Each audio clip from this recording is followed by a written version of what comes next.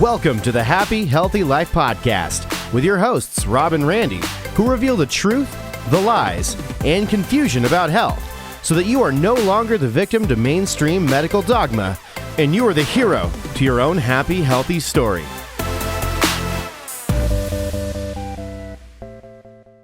Hey there, welcome to the Happy Healthy Life Podcast with your host, Rob and Randy. And we are guys. We are the Happy Healthy guys. So this is the first episode that we're doing with this. This is going to be a part of the Happy Healthy Life Podcast. We're going to start doing segments, and the segment is called Real Talk. Real Talk is going to be no holds barred. We're going to be talking about everything. We could be talking about health, relationships. We could be talking to everything is on the table, which is why it's called Real Talk with the Happy Healthy Guys. Now, Real Talk is a term that I've heard Randy use for years. In fact, anybody that knows us will even say back to us, "Man, that's some real talk right there." And that came from him. And so Randy, Here's actually, where did it actually come from? Listen, did I invent the word? No, but was I there? Yes. So this is really where this came from, because honestly, I don't know anybody that's ever used that word, but I started using it back in like 2008, maybe 2009. And here's where it came from. I was watching this MMA fighter.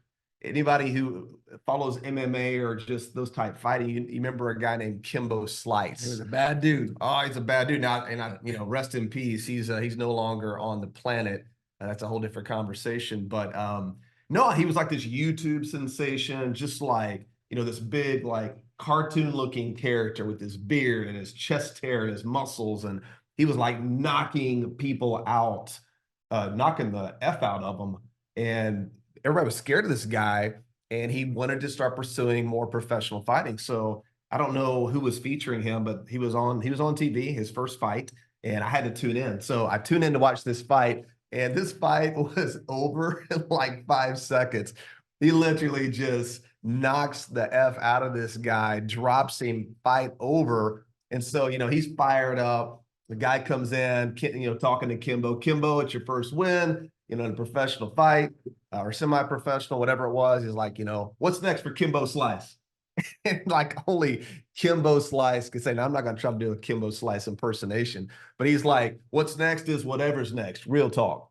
And what he said, I was like, what's next is whatever's next. Wait, whoa, what did he just say? So like, real talk? I'm like, heck yeah, that is some real talk. So I started using that word, and that became a part of my daily vernacular. And now everybody uses the word. So once again, did I invent the word? No. But was I kind of there when it was invented? I think that it was. Yeah. So the whole point of that is, you know what?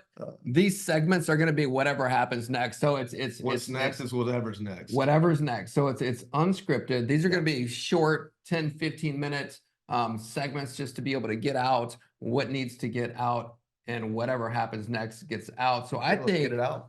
A great way to start whatever happens next is sharing with people, and you may have already heard this in previous episodes, is really our story and why it is that we even do what it is that we do, but getting to the down and dirty, the stripped down real version of that. So let's do this. The genesis. The genesis. And so a lot of you don't know that both of us are retired chiropractors. Yeah. And if we're going all the way back to the genesis for myself and why I even became a chiropractor to begin with, because it wasn't about cracking necks and backs and popping backs or anything like that. It was chiropractic really chose me. And I didn't set out to be a chiropractor. Heck, I didn't even know what a chiropractor was. I remember my dad and my stepmom used to go. I had no idea what it is that they did. However, I knew I wanted to help people in the healthcare industry. And the only way that I knew how to do that, was programmed to do that, was to become a medical doctor.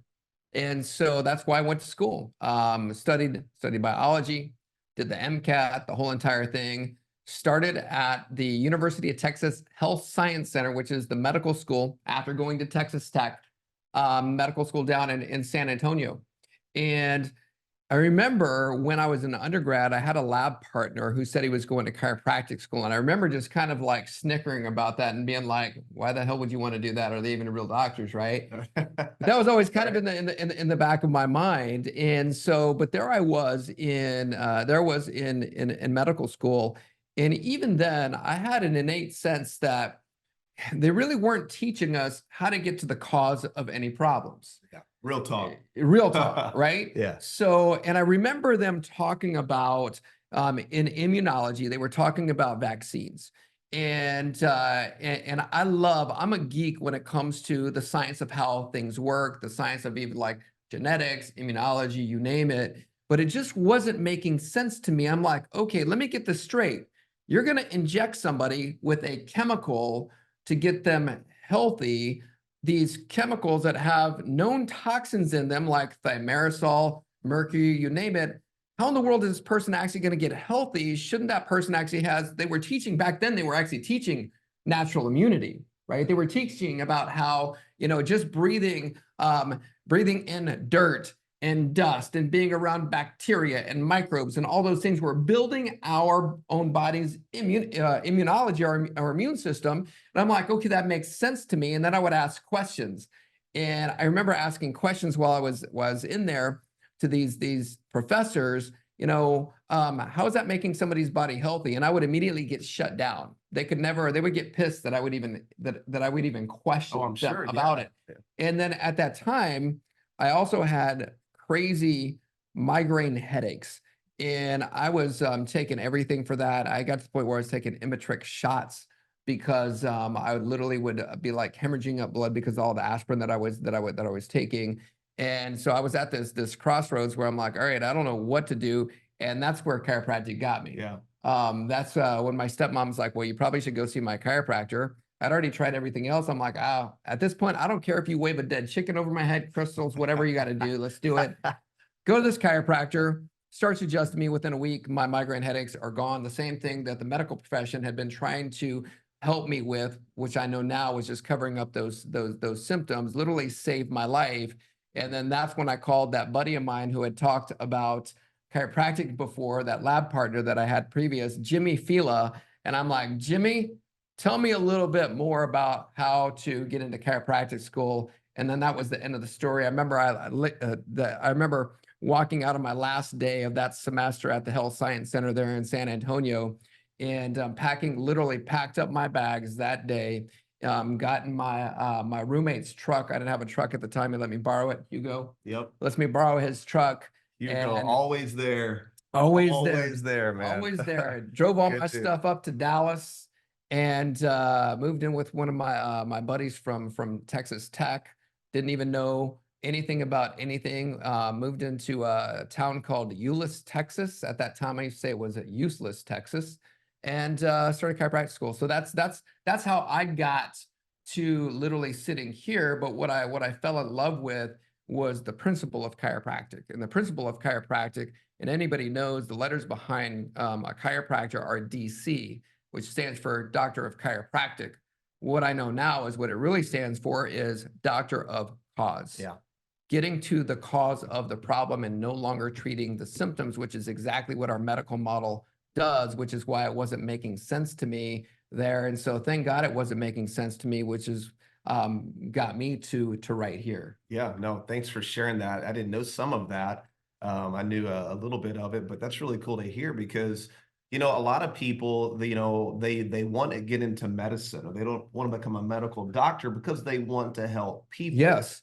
People who want to help children would think, well, if I want to help children, then I want to be a pediatrician. Yet there probably isn't a worse thing you could decide to do if you're wanting to help children is become a pediatrician, because pediatricians don't help create healthy children. In fact, they do the opposite because they're just like every other doctor. They're trained by the pharmaceutical industry and they pump kids full of, like you said, vaccines. They cut their tonsils out. They put tubes in their ears. They dose them up with antibiotics. They literally start destroying children from even before they're even out of the womb. So, but that's the misconception. So, I wasn't sure exactly where I was going to go in that health road, but I knew pretty quickly I wanted to be involved because I was really fascinated with taking care of my body. And, I believe that, hey, God made this body to be healthy. I know you believe that as well. A lot of you listening probably believe that as well. But what does that even mean? And where do you go with that? So my dad gave me a book. I don't know if I've ever told you this story, and maybe I have, but he gave me the book written by Chester Wilk, the chiropractor who sued the American Medical Association. Do you remember that? I do. So there was a whole book on that, and he gave that book to me because it was an antitrust lawsuit, and he won. He did. He took on the powers that be, the medical industrial complex, the American Medical Association, and he won because the antitrust lawsuit, basically the premise of it was doctors, medical doctors, are keeping people from getting natural and effective care by disparaging chiropractors. Yep. And so when he won that lawsuit, it really woke me up. And as I was, it woke me up. I wasn't obviously around during that time, but when I read the book, it impacted me in a way because I'm like, what medicine is doing is wrong. It's wrong. And you know me, I'm a disruptor. If anything gets me out of bed in the morning, I want to take on whoever's taking advantage of the people. Absolutely. And doing it for money, especially children. And I started wrapping my head around what was going on here. It was really the first step in my life where it got me thinking about, wait a second, it's not just about being a doctor. It's not just about helping people.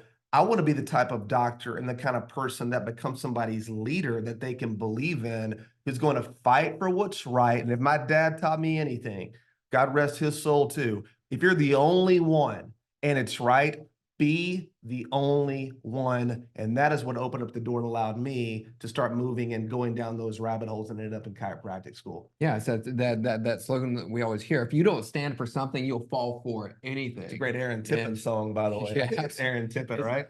I don't know. Yeah, I think so. You got to stand for something or you'll fall for anything. You got to be your own man, not a puppet on a string. That's Aaron Tippin. I could be wrong. I think you're probably right. Man, I was a 90s country music guy, man. Dude, we love the 90s country. Likewise. So there you go. So that really is our backstory. Now, we don't practice chiropractic anymore, not because we don't love chiropractic, but that's built the foundation of everything that it is that we do.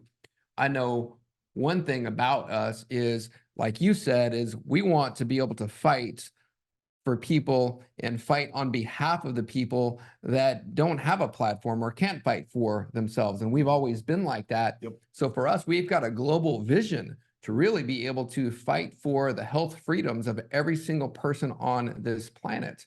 And so that's why we sold our practices. We started Happy Healthy.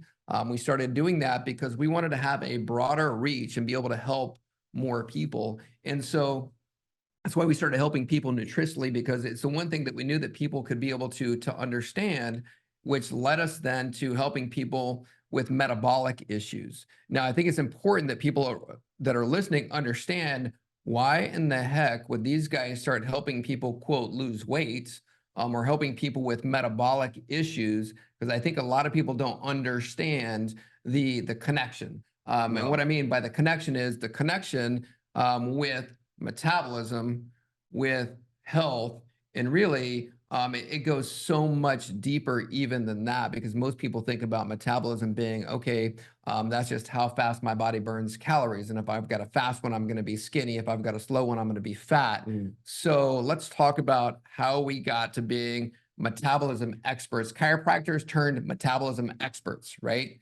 How did that happen? Yeah, which I think there isn't a better way to position yourself, because once you understand the body and you honor that principle that the greatest doctor in the world's on the inside, it gets really easy to start navigating life and asking better questions. Rob, you and I always talk about the quality of your life is the quality of the questions that you ask yourself. So what is it that you believe and why do you believe it? These are questions that you want to ask yourself that we've had to ask ourselves.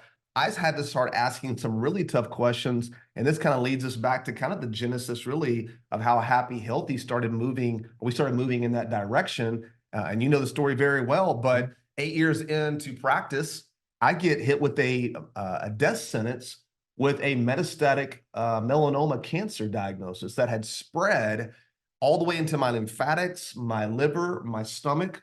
And what a lot of people don't realize is that my body, there was a growth on my back. Okay. So I noticed this, I had this like itch on my upper right back. And then it started to grow, became about the size of an eraser tip. Pretty soon, within about a year, it's about the size of a quarter. And it was called a 7 millimeter Breslow, the height of this growth area.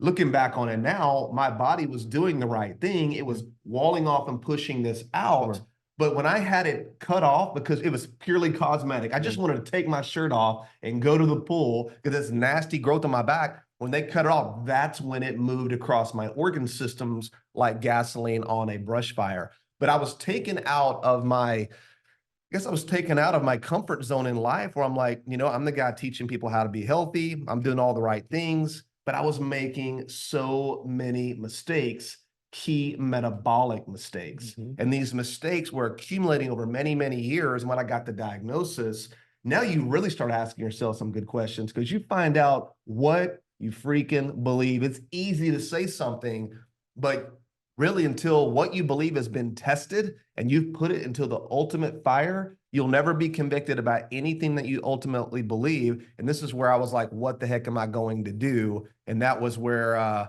life started moving really, really fast. And I'll say this as you say that, because here's the question that most people will ask, because I know I asked it to myself, and we'll talk about that in a few minutes. And I want to know, did you ask yourself this question?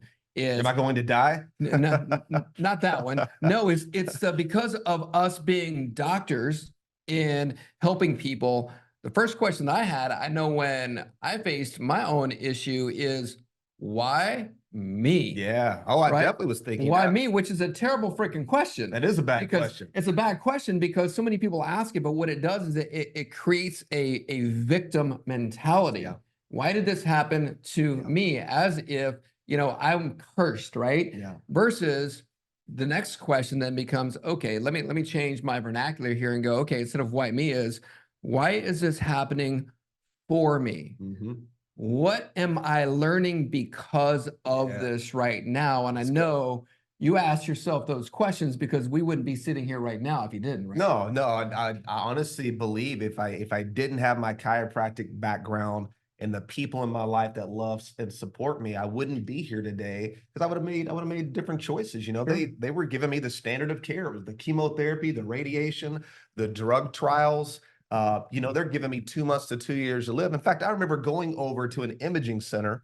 I'd gotten back, and we'll get that. I'd gotten well. This was about 90 days after going through my program that I did over in Europe and Spain and got well. We'll talk about it. But I remember getting a follow-up MRI of my brain and a CT of my chest and abdomen just to see where things were and if everything was it better, because I was feeling better and looking better and healing and my blood work was changing. And I remember the doctor going, it's interesting that you went over to Spain to get this alternative care. I love how they use that word alternative as if what the hell is the alternative to living your best life and working on healing your body versus killing your body with drugs and poison, which is all chemotherapy is. But he was like, he goes, we have so much more data than the alternative world. There's all kind of clinical trials and things you could do. And I'm like, yeah, but the results are devastating. I'm like, more people are dying right now from going through standard of care than people who do nothing. And so his argument was, we have more data. My argument was, you're killing people right and left. Are you kidding me with this argument? Like, that was the argument. And he finally admitted, he's like, yeah, you're right. You're right. But his mindset was, if we keep gathering data, we'll keep finding or getting closer to a cure, which is the carrot they dangle out in front of us all day long to keep us pulling money out of our pockets and giving to the richest industries in the world who don't want a cure. And guess what's manipulated? Data to say exactly what it is that they want it to say. Yep. And that right there is absolutely criminal. So you get to Spain, and then what happens? Well, it didn't even. That's why I ended up going. Yeah. So I'm faced with this crisis. They're giving me months to live. They're wanting to hook me up to a chemo pump. And so the question, sometimes you don't know the answer, right? And that's and a lot of times if you don't know the answer, you stay stuck. But I didn't know the answer, but I knew what I wasn't going to do. So I guess what I'm trying to say is I didn't know what I was going to do, but I knew exactly what I wasn't going to do. And I wasn't going to submit myself to this system and be this guinea pig and let them poison me. And so we had dinner with a good friend of ours, Dr. Greg, and his wife had gone to see a doctor in Spain. She had Lyme's disease and she got well. And he's like, I don't know if this doctor can help you, but I think you're going to like his approach because it's our approach. It's the above, down, inside out approach where your body doesn't need more healing. It needs less interference. Remember, the healing's already been done. Amen to that. So we need to stop looking for healing. The healing's there. You got to figure out what's interfering with that healing process. So here we go. We go to Spain, go see this doctor, Dr. Raymond Hilou from Lebanon. Great dude. Medical doctor, cellular biologist. Fantastic dresser. Well, he's 90% Versace. He is 90% Versace. Just asking. Can't hate him. Yeah. That's why I had to buy him some Versace shoes to get him to take my case.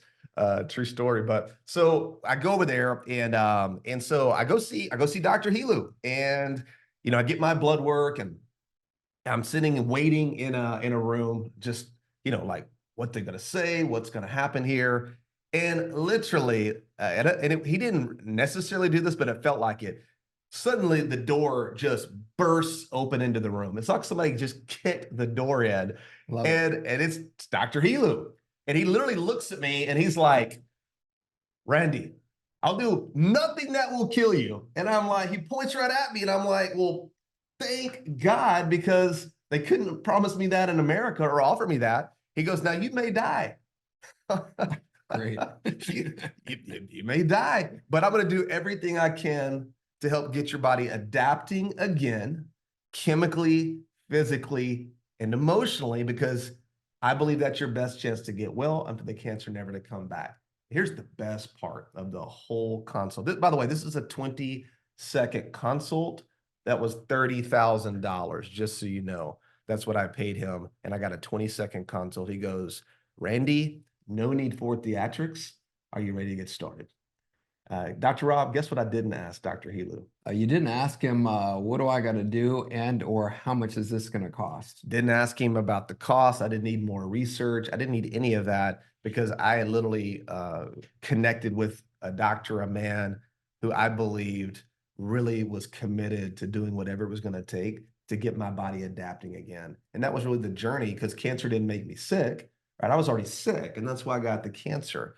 And so that's what we have to think about. The cause is always the cure. Yeah. And I was not sick because I was deficient in chemo or radiation or some magical supplement. My body wasn't adapting any longer. And so the journey began right there. And very quickly, within about 90 days, the cancer is gone. And here I am, 15 years later. Yeah, it was July 2010, the diagnosis. So almost 15 years later. Are you real?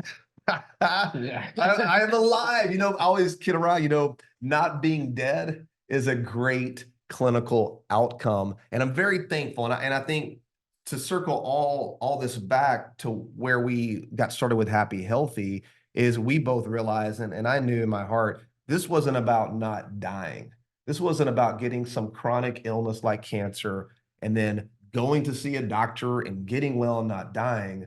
This was stirring something in both of us, that there's something bigger on the table here, because we're learning things, we're asking different questions, we're seeing what the body's really capable of.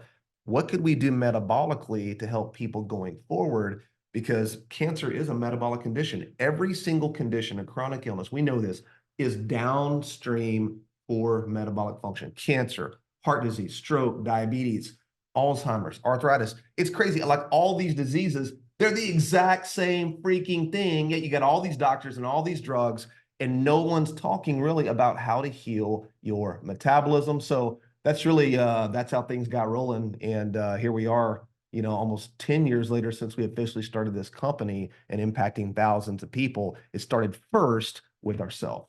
It did start with ourselves, and thank God that you're still alive, but Amen. Also thank God that pain that you went through has now become your purpose in life to be able to help people.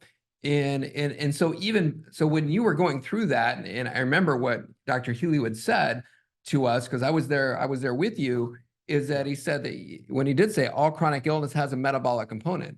So in my mind, when he said that, I wasn't even really, I was thinking, okay, it can help him with the cancer, but that also got my mind thinking, okay, metabolic metabolism. I still wasn't really connecting the dots, I'll be honest, Yeah. to other chronic illnesses like No, I don't heart think either one of disease, us were. inflammation, No. any of those things. But when you hear metabolic, I'm like, okay, well, I've struggled with my weight my entire life. And weight has always been connected to metabolism. I just thought that genetically I was cursed and given a bad metabolism. Didn't realize that you could really be able to enhance your metabolism until that happened. So when I watched him heal from cancer, I had a back injury, and Randy didn't even know this. When I was in Spain with him, I was in so much back pain that I could barely even stand up. Anytime we'd go anywhere, I'd have to find like the first chair to sit down because of this back injury. And because of the back injury, though, leading up to that time period, and been able to really walk for a long time. I wasn't exercising anymore. And in order for me to maintain any healthy weight, I would always have to do two things. Number one is I'd have to literally be starving myself or reducing the amount of calories that I was eating. I was always aware of what I was eating.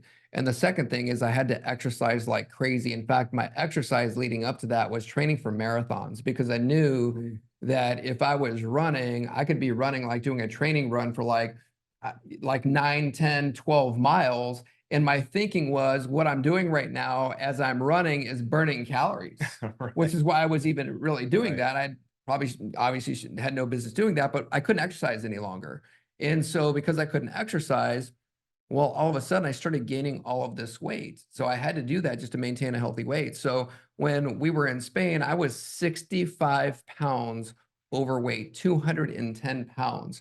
And I can't walk. So we were not the happy, healthy guys in Spain. We were the fat, overweight, depressed, Almost sick, dead guys. almost dead guys, right? You guys probably wouldn't be listening to that podcast. Maybe you would, maybe you wouldn't. I don't know. But so we get back and I'm like, all right, I can't walk. I could do surgery, or what if I take what Randy was doing and what we learned as far as chronic illness and metabolic conditions and start applying those same principles to myself. And I did. What I know now is that I was just creating a better environment in my body so my body could adapt to whatever was going on. And the first thing that happened was I started losing weight really rapidly, and the inflammation in my back that was keeping me from being able to walk was going down to where I was walking again. I could run again. I could do those things. And literally I could watch my life was changing right in front of my eyes. Literally, when I would look at the mirror, I was like, wow, I really love how I now look in the mirror, as an example, just being vain. And I loved the way I felt. And so I ended up losing the 65 pounds. Got to a weight that I really had never been at in my entire life that I could ever remember. Was healthier than ever before. And I'm like, wow, if that changed my life, I could use that to change other people's lives. So it really impacted me. It really helped me more than anything that had ever helped me at that point. And so not only that, but then people in my practice were like, what in the world are you doing, Dr. Rob? I want to do what it is that you're doing. And so then started getting my patients to do these protocols. They were losing weight. Friends, family members, everybody is losing weight. So we just got to this point where we're like, you know what? We may not be able to help everybody with cancer, because that's the effed up part. Yeah. Is that, what would happen, when you got back and you didn't have cancer anymore, and you would say, hey, people would reach out and go, okay, what did you do? What was that conversation like for people? Oh, it was a nightmare. And I still to this day get people reaching out through emails and texts and calls wanting to know what to do.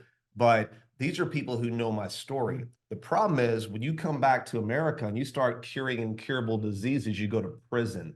And it became very clear. So I was reaching out because I'm thinking, okay, Yeah. we've got this incredible metabolic program we put together. There's strategies, there's things we know, there's tests we could do. And so I'm contacting the American Cancer Society, American Cancer Association, Susan G. Komen, and I'm wanting to volunteer time to go in and educate people on metabolic strategies to help them prevent cancer, because it is a preventable condition in almost every single case. And you can imagine the answers I was getting. They had no interest in teaching people how to change their lifestyle. They wanted people to help them raise money, research, right? Research dollars, donate so they can actually find more ways to test and treat metabolic conditions known as cancer. Of course, they don't call it a metabolic condition. They use the C word because the C word scares the heck out of everybody. Because when you hear that word, they got you. So they just wanted me to come in and help them raise money, for testing and more treatments, which is all we've done since Nixon declared war on cancer, 50 years later. We don't have any better strategies. Nope. We just have more ways to find it and more ways to treat it and more ways to make money off of it. That is all we have done. The only change we've seen in survival rates in cancer was when they moved it from 7%, moved it from 7 years down to 5 years. So overnight, I don't know if you knew that or not, they took because they say cancer is built on how long you're going to live, survival rates. Yeah. Well, they used to be 7 years. The survival rates were horrible. You take it to 5 years, automatically survival rates jump through the roof. And that had nothing to do with donating money or chemotherapy or radiation or more oncology units or vaccinating more children. That had everything to do with just manipulating the numbers. The numbers don't lie, and they won't let them. No, absolutely not, which is crazy. And that's how it ends up working out with all of these problems when it comes to pharmaceutical industry. So here we were, right? Helped us personally, right? And one of the things we always say, we got it from Rory Vaden, is you're best equipped to help the person that you used to be. Yeah. So we knew that we had something and could help way more people. And so the more we started studying the science of even metabolism and creating these systems to be able to help people, the more it was like, for me, I remember one day I was right down the street here, my head exploded. I'm like, well, shit. Metabolism, here's what the word actually means. If you remember me coming in that day, I'm like, check this out. Yeah. So meta means transformation, bol, beginning of life, ism is a system. So it's the system that the body innately uses to transform whatever comes into new life. So I'm like, wow, boom, that right there is everything. So that's what we do, is we help your body to be able to transform back into new life the way it was from the very beginning, the way the creator that God created us to actually be. And so we always say that 1 John 4:4 is greater is he who is in you than he who is in the world. So why not use that healing power that's inside you, right, to heal your body, which is why we get passionate, excited about what it is that we do. And all we're really doing is just working with the sources, God's power to heal your body. And as a result, we've been able to help thousands of people all over the world. And those numbers are growing. We're going to be helping millions of people all over the world because people need to know how to be able to tap into that healing power inside the body. And that right there is the real talk. That is the real talk. And I love what you just said, because really and that's why as chiropractors, as doctors of cause, our goal is never to treat anything. Just like weight loss resistance. If you're overweight and struggling, treating the symptom would be treating the weight problem with dieting and caloric restriction and getting on a treadmill, versus looking at the cause of why, which is all metabolically based. So I love Happy Healthy and the program that we have, because we're just creating an environment where great things are more likely to happen. And we know how to create the right metabolic environment. And then the body knows exactly what to do. We're not forcing weight loss or treating conditions and diseases. We're just helping the body do what it's great at, which is healing. It's hardwired to heal. It doesn't know anything else. And you can always take that to the bank. I took that to the bank with my cancer. You took that to the bank with your back and all the problems you had metabolically with your weight. And we were proven right. We were really proven right that when you can remove interference, get to the cause, create the right environment, there isn't anything that you can't overcome. What do they say? Like, there's no incurable diseases. There's only incurable people. It's the people. It's between your two ears. It's the thoughts in your head, the things you've believed, the buts, the disqualifiers, all the things you tell yourself, and all the brainwashing literally that has taken place at the time we were born. We have been groomed. You literally have to unbrainwash yourself, start asking better questions, because the quality of the questions that you ask are going to get you going different places. And what they say, if you don't know where you're going, all roads will get you there.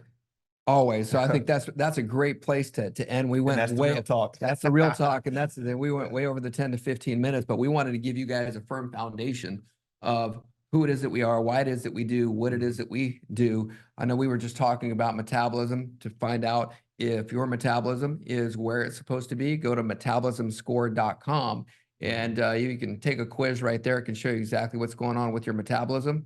If you do want to find a doctor of cause, just let us know.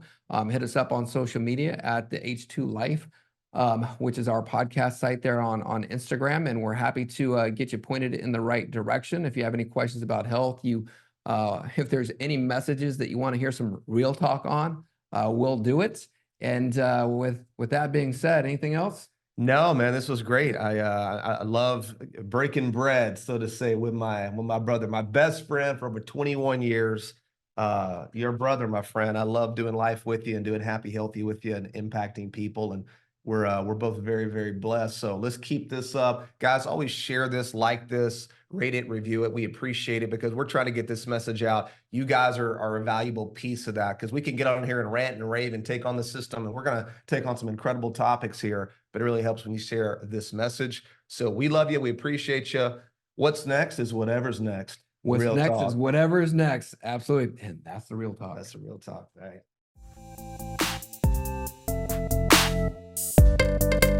Thanks for listening to the Happy Healthy Life podcast. If you enjoy the show, make sure to follow them on Instagram at the H2 Life or on YouTube and Facebook at the Happy Healthy Guys. Don't forget to like, subscribe, follow, and review the show wherever you listen to podcasts.